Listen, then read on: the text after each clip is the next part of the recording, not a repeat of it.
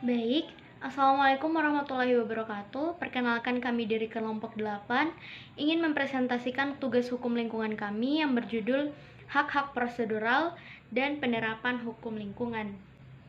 Sebelum masuk ke materi, izinkan saya memperkenalkan nama. Perkenalkan, nama saya Anggrani Jafar.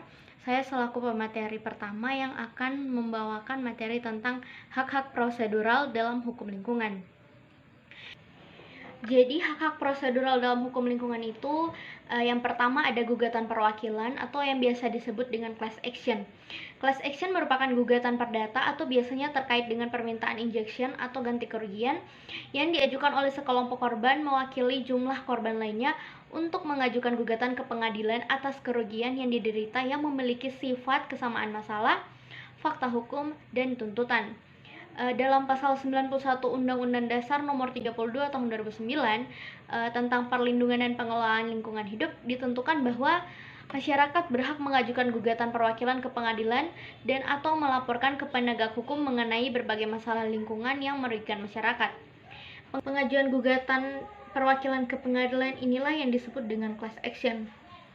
Kemudian di Amerika Serikat, syarat-syarat class action ini ditentukan oleh 4 prinsip atau Federal Rule of Civil Procedure 1966 yang harus dipenuhi, yakni yang pertama, prinsip numerosity bahwa jumlah penggugat harus dalam jumlah banyak. Yang kedua, prinsip commonality, yakni terdapatnya kesamaan dalam permasalahan hukum atau fakta di antara wakil dan anggota kelas. Kemudian yang ketiga ada prinsip typicality, yakni baik tuntutan maupun pembelaan dari wakil kelas haruslah sejenis dengan anggota kelas. Dan prinsip yang terakhir adalah adalah adequacy of representation, yang wakil kelas harus secara jujur dan sungguh-sungguh melindungi serta mempertahankan kepentingan anggota kelas. Di dalam class action yang pertama terdapat mekanisme beracara. Dalam gugatan class action terdapat dua unsur subjek penggugat. Pertama, penggugat yang mewakili atau dalam jumlah kecil lazim disebut wakil, yakni para korban yang bertindak mewakili. Yang kedua, para korban lainnya dalam jumlah besar lazim disebut dengan anggota kelas atau anggota kelompok. Keuntungan dari gugatan secara class action adalah meskipun para korban umumnya bersifat massal atau banyak, cukup diwakili oleh beberapa orang atau tidak perlu harus memberikan surat kuasa satu per satu.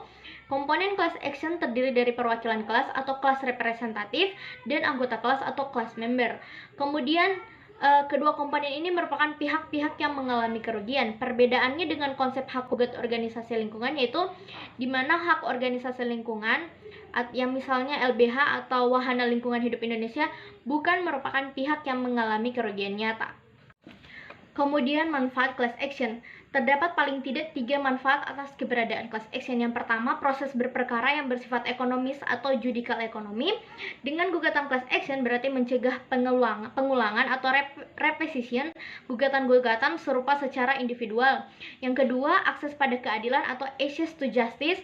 Apabila diajukan secara individual, maka hal tersebut mengakibatkan beban bagi calon penggugat. Yang ketiga adalah perubahan sikap pelaku pelanggaran atau behavior modification. Dengan diterapkannya prosedur class action berarti memberikan akses yang lebih luas pada pencari keadilan untuk mengajukan gugatan dengan cara cost efisiensi. Kemudian class action dalam Undang-Undang Nomor 32 Tahun 2009 tentang perlindungan dan pengelolaan lingkungan hidup.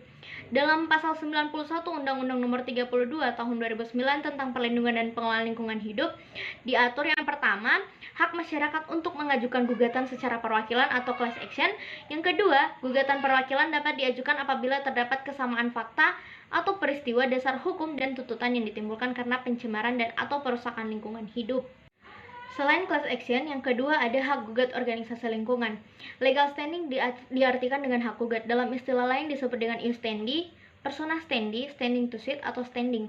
Legal standing adalah hak kedudukan untuk melakukan gugatan di pengadilan berdasarkan suatu kepentingan yang dimiliki. Dalam legal standing ini terkait dua elemen pokok mutlak, yaitu interdependen, supaya dapat disebut dengan legal standing, yakni hak untuk menggugat, dan adanya kepentingan atau interest.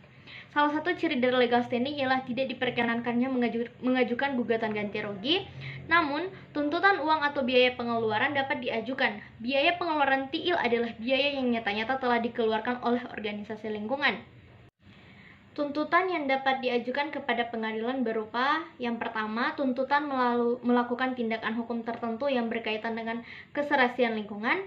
Yang kedua, menyatakan seseorang telah melakukan perbuatan melawan hukum dengan mencemarkan atau merusak lingkungan. Dan yang ketiga, memerintahkan supaya melakukan tindakan berupa memperbaiki atau membuat unit pengolah limbah. Kemudian ada hak gugat organisasi lingkungan di dalam Undang-Undang Nomor 32 Tahun 2009 tentang Perlindungan dan Pengelolaan Lingkungan Hidup memuat ketentuan mengenai hak gugat organisasi lingkungan. Di dalam merumuskan bahwa yang pertama, dalam rangka pelaksanaan tanggung jawab perlindungan dan pengelolaan lingkungan hidup, organisasi lingkungan hidup berhak mengajukan gugatan atau kepentingan pelestarian fungsi lingkungan hidup. Yang kedua, hak mengajukan gugatan terbatas pada tuntutan untuk ganti rugi kecuali biaya unreal. Yang ketiga, ada organisasi lingkungan hidup berhak mengajukan gugatan apabila memenuhi persyaratan, yaitu berbentuk badan hukum, menegaskan di dalam anggaran bahwa organisasi tersebut didirikan untuk kepentingan pelestarian fungsi lingkungan hidup, dan telah melaksanakan kegiatan nyata sesuai dengan anggaran paling singkat 2 tahun. Yang ketiga, ada perbuatan melawan hukum dalam artian hukum lingkungan dan gugatan ganti kerugian. Undang-Undang Nomor 32 Tahun 2009 tentang Perlindungan dan Pengelolaan Lingkungan Hidup secara khusus membuat rumusan tentang perbuatan melawan hukum atas adanya pencemaran ataupun perusakan lingkungan hidup. Dalam hal ini tampaknya ada upaya memperkaya rumusan ketentuan pasal 1365 KUH Perdata. Pasal 87 ayat 1 Undang-Undang Nomor 32 Tahun 2009 menyebutkan setiap penanggung jawab usaha dan atau kegiatan yang melakukan perbuatan melanggar hukum berupa pencemaran dan atau perusakan lingkungan hidup yang menimbulkan kerugian kepada orang lain atau lingkungan hidup wajib membayar ganti rugi dan atau melakukan tindakan tertentu. Rumusan tersebut dibandingkan dengan pasal 1365 KUH Perdata masih merupakan bagian utama dari perbuatan melawan hukum yang dimaksudkan. Selanjutnya, materi penegakan hukum lingkungan yang akan dibawakan oleh rekan saya, Firwan Pakai. Baik, Assalamualaikum warahmatullahi wabarakatuh. Sebelumnya terima kasih kepada Nur Anggraini Jafar yang telah memberikan kesempatan kepada saya untuk melanjutkan penjelasan materi kelompok 8, yaitu mengenai penegakan hukum lingkungan. Untuk itu kita harus tahu apa itu penegakan hukum lingkungan. Penegakan hukum lingkungan di Indonesia merupakan upaya untuk mencapai ketaatan terhadap peraturan dan persyaratan dalam ketentuan hukum lingkungan yang berlaku secara umum dan individual, tentunya dengan melalui pengawasan dan penerapan sanksi administratif, gugatan perdata, dan gugatan pidana. Kemudian berbicara tentang hukum lingkungan di Indonesia. Hukum lingkungan di Indonesia itu diatur dalam Undang-Undang Nomor 32 Tahun 2009 yang merupakan generasi ketiga dari peraturan hukum lingkungan di Indonesia. Undang-undang ini mengatur bagaimana perlindungan dan pengelolaan lingkungan hidup dengan sistematis demi tercapainya keseimbangan lingkungan serta kesejahteraan manusia sebagai satu kesatuan dalam lingkungan. Selain demi kesejahteraan dan keseimbangan, Undang-Undang Nomor 32 Tahun 2009 ini juga mengatur tentang upaya untuk melestarikan lingkungan serta berkelanjutan serta mencegah kerusakan lingkungan.